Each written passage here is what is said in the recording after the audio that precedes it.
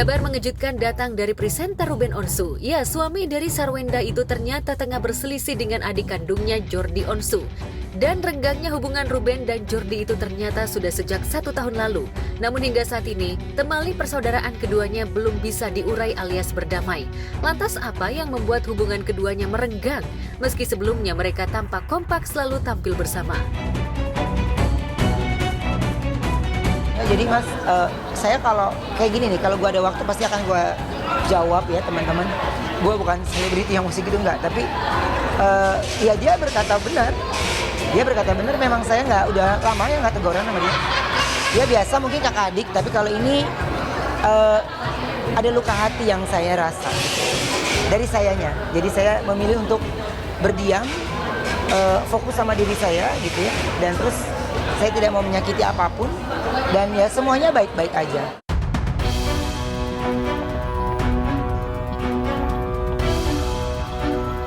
Ruben tak merinci musabab apa yang membuat hatinya tersakiti oleh Jordi. Namun rasa sakit yang ia terima itulah membuat Ruben hingga saat ini belum juga bertegur sapa. Jadi makanya teman-teman mudah-mudahan tayangan ini tidak jadi ngeblunder ya. Saya amat kecewa jika ini terus digiring-giring. Ada waktunya saya jawab, pasti saya jawab. Ada waktunya, saya sangat sayangkan, aduh besok gue mau ngeluarin satu proyek yang baru, akhirnya harus dicampur adukan dengan, aduh itu yang saya sesalkan sebenarnya. Tapi mau ngomong apa? Kan kita semua teman-teman bekerja. Saya pun juga nggak bisa kalau saya bisa hadang hujan turun ya hebat, atau saya bisa apa. Tapi ya saya cuma bisa jalanin, bawa senyum aja. Kalau luka yang tidak bisa saya ungkapkan, itu air mata pun udah nggak bisa keluar. Sedih campur aduk pasti ada. Ditanya kesepian, oh enggak, saya punya Tuhan. Saya punya Tuhan yang banyak kasih saya penghiburan. Gitu ya, kasih saya penghiburan. Jadi buat saya gini, adalah gue tetap jadi diri gue sendiri, gue nggak ada masalah. Ya, saya nggak ada masalah sama sekali untuk bersedih gara-gara gitu, enggak. Cuman saya sangat sayangkan ketika itu terpancing.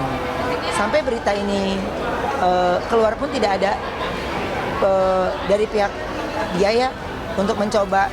Ya minimal kan ada orang yang menetralkan. Dia cerita aja ke sana, nggak ada sama sekali. Jadi buat saya gini, apa yang gue pikirin? Gue santai aja.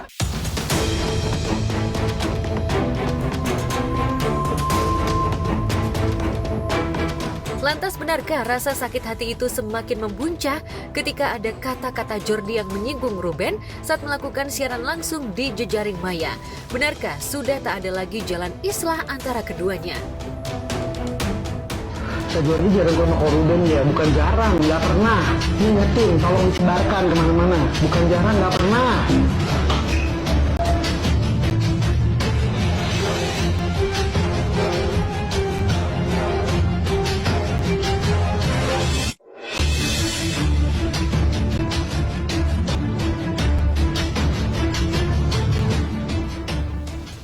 Saya sangat sayangkan sebenarnya sampai video ini viral, sampai video ini ya banyak yang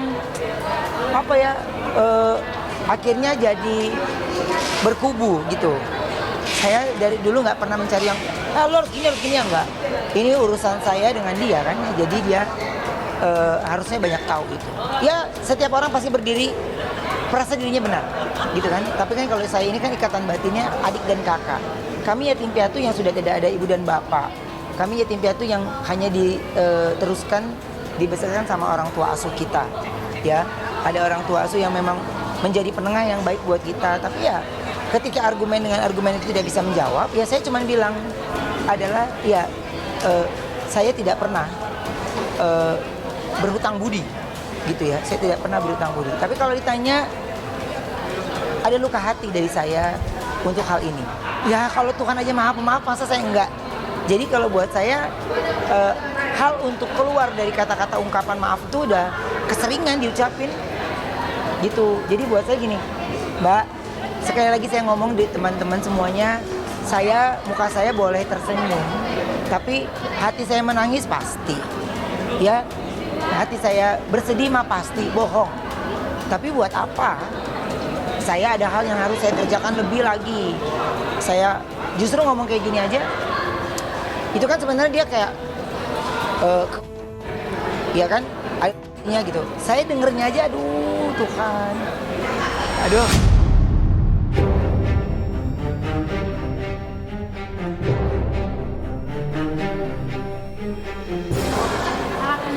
Iya, buat saya gini, ngapain sih sampai rame yang kayak gini tuh mau ngapain gitu? Iya, gue rasa bukan aib keluarga, mau ngapain? Gue juga kalau waktu dia ada kecelakaannya juga nggak menghindar. Ada siapa teman-teman yang dia emang nggak cerita, dia nggak cerita ke gue tahu dari teman-teman media. Dia gimana, ya gue nggak tahu ya. Ya berarti tandanya mungkin saya mengambil positif, mungkin dia nggak mau ngerepotin saya kali gitu. Jadi ya saya cuman di bawah senyum. Kalau dibilang rindu kangen ya pasti, namanya adik. Tapi yang saya bilang, Mbak, arti kata-kata saya udah luka sekali. Jadi saya nggak mau kekorek-korek lagi yang akhirnya enggan saya maafkan jadinya gitu. Tapi kalau sekarang saya sudah berdamai dengan diri saya sendiri, saya sudah tidak peduli apapun itu. Jadi ya monggo, lu lakuin yang terbaik yang menurut lu baik. Tapi kalau buat gue gini, sorry nih, kayaknya gue harus menggunakan kata kunci baru nih gitu untuk gue diem gak mau nanggepin. Untuk yang menurut gue gini, lu berharap berdamai, semua orang juga maunya damai ya, baik-baik aja. Tapi kalau buat saya dalam hal ini kayaknya saya boleh menggunakan suara saya untuk diam. Saya boleh menggunakan suara saya untuk tidak memberikan apapun tentang hal ini, karena yang saya bilang sudah terlalu larut sehingga terbuai.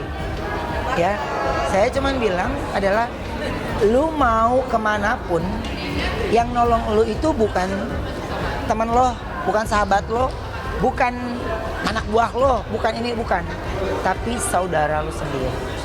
Gitu. Tapi kalau peran penting saudara itu ada nilainya, ya, ada nilainya buat dia, silakan. Saya tidak perlu menjabarkan apa yang saya sudah lakukan untuk dia, tapi minimal Tuhan tahu apa yang saya kerjakan untuk dia. Jadi buat saya untuk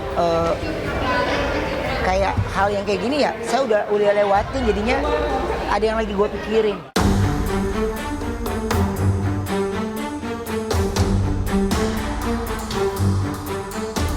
Dan lantas benarkah akibat perselisihan itu kondisi kesehatan Ruben kembali drop? Sekarang ini ya mencoba berpikir positif gitu. Karena kalau terus dipikirin,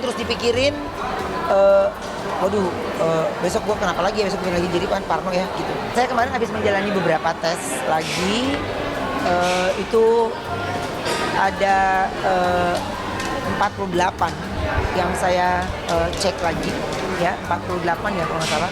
Itu hasilnya baru minggu depan. Jadi ya ada beberapa yang saya curigai gitu. Jadi makanya akhirnya saran dari dokternya ya harus melewati tes ada 48.